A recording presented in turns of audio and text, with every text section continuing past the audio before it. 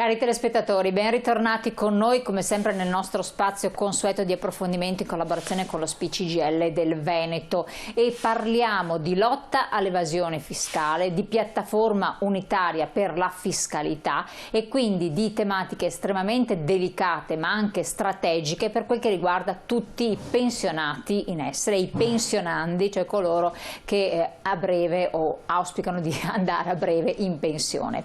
Nostri interlocutori odierni, ben ritornata Rosanna Bettella della segreteria regionale dello SPI-CGIL del Veneto, grazie di essere qui con noi.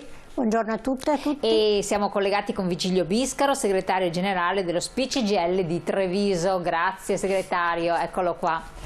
Buongiorno a te e a tutti.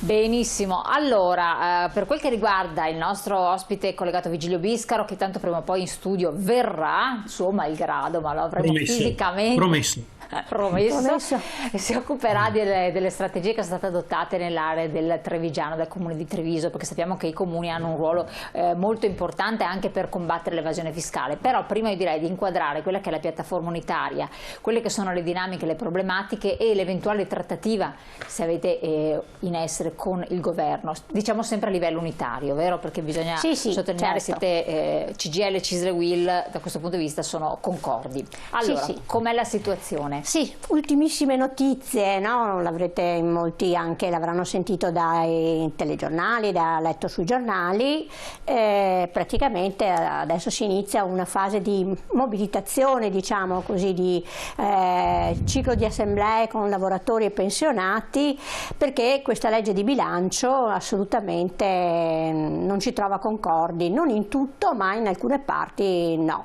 C'è stato un primo incontro con il governo ma senza nulla di fatto, non sono state raccolte le nostre proposte. Quali erano le vostre proposte, giusto per capire? Le nostre proposte intanto erano quelle di far diminuire le disuguaglianze in questo paese, che continuano a essere forti, di cominciare a parlare di previdenza ma in termini seri, mettendo al primo posto... slide, intanto la regia se ci mette in onda la prima slide che ci fa vedere, mettendo al primo posto i giovani, il tema dei giovani, perché questo è un tema cruciale assolutamente.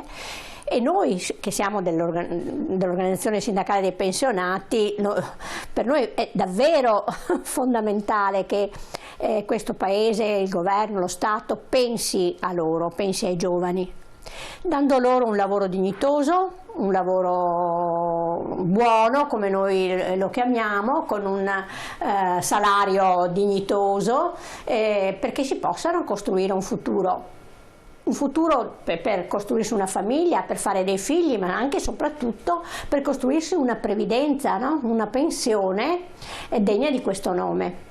Se andiamo avanti così, assolutamente questo non lo potranno fare. I giovani continueranno ad andare all'estero, continueranno a trovare lavoro da altre parti, quindi perdiamo anche tutta una serie di intelligenze, no? che invece sono fondamentali per la crescita di un paese democratico come il nostro.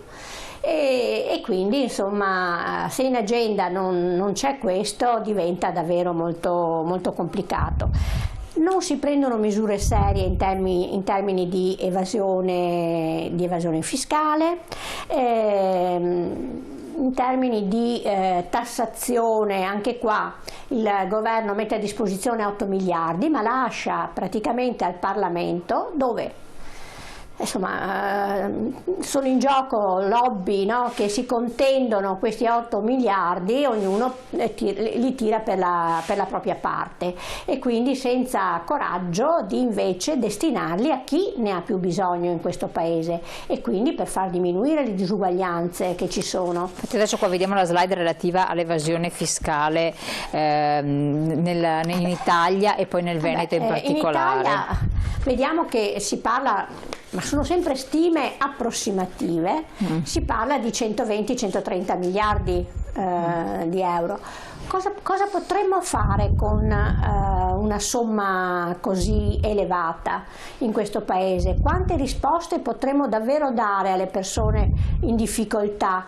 No? Quanto potremmo mettere in campo per stare meglio tutti? Eppure questa cifra ormai da anni e anni è sempre là, ferma, non diminuisce e anzi, ripeto, è quella che si conosce, no? È quella che si riesce così a quantificare, ma è molto di più.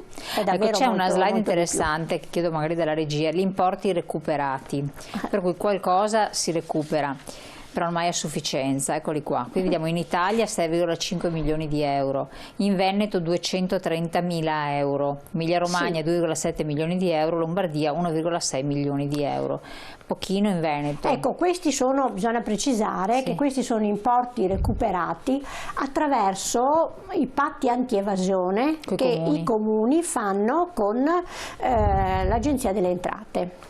C'è questa possibilità. Questi sono una parte di quello che poi anche la Guardia di Finanza o Agenzia delle Entrate recupera direttamente.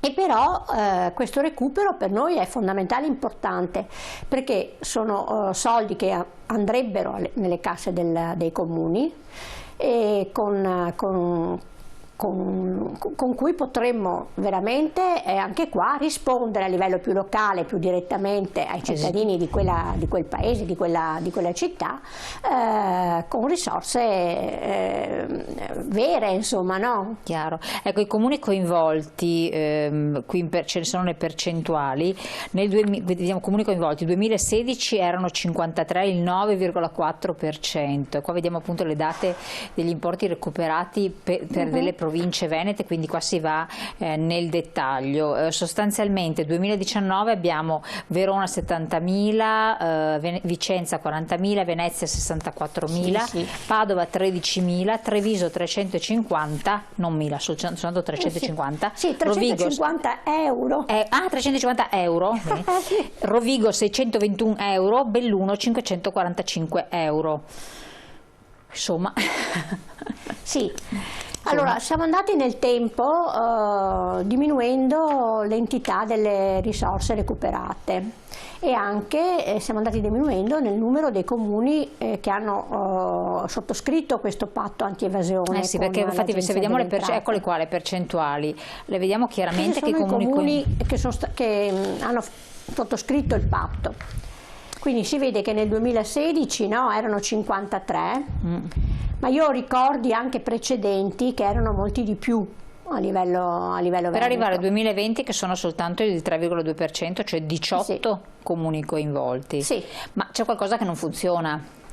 Appunto. Che viene da pensare, non c'è appeal ad aderire a questo tipo di iniziativa, qualcosa non va perché o diventa troppo oneroso per i comuni, tra virgolette, stanare chi non paga le tasse, il gioco non vale la candela, qualcosa ci deve essere, perché voi avete la contrattazione sociale, no? Dove avete questa interazione diretta con le amministrazioni, immagino che sarà oggetto anche di contrattazione sociale. Sì, è uno dei punti delle nostre piattaforme, la sottoscrizione dei patti anti-evasione. E anche chiediamo il motivo ai sindaci perché non li sottoscrivono, e forse qua Vigilio potrà anche darci, no? Vigilio Biscaro, che è il segretario generale dello SPI di Treviso, che direttamente va ai tavoli con i comuni della sua zona, visto che è poi il comune che ha segretario Biscaro a questo punto viene chiamato in causa direttamente. Le cifre minori magari. Che cosa rispondono i sindaci? Come mai così poco Treviso, soltanto 350 euro? Allora, rispondo molto volentieri, però faccio una piccola premessa che Rosanna prima l'ha anche ricordata. Il fatto che non entrino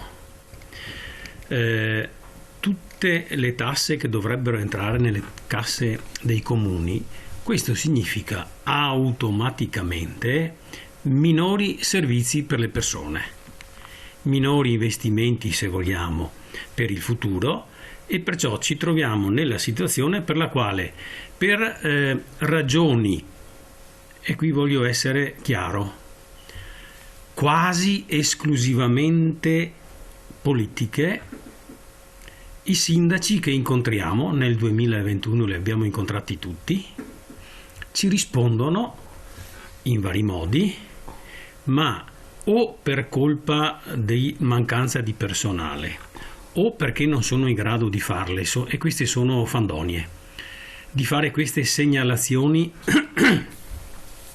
all'Agenzia delle Entrate, si chiamano segnalazioni qualificate.